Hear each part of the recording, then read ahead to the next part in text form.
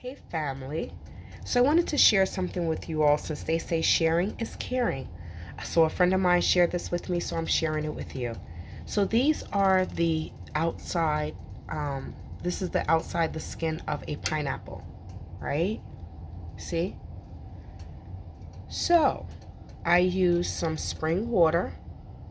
I boiled it. So I ended up boiling it for longer than 45 minutes.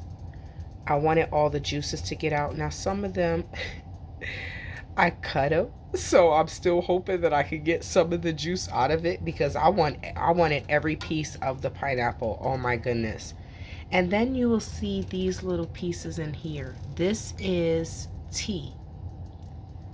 So it smells delicious though. Someone gave me tea with electrolytes in it. I think I still have the package. If I have the package, I will share.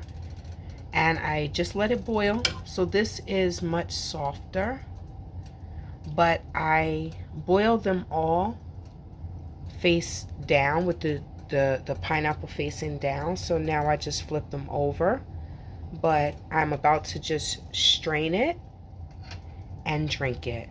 I drank mine cold. When the sister made it for both of us, she drank hers hot. I ended up drinking mine cold and it was still good.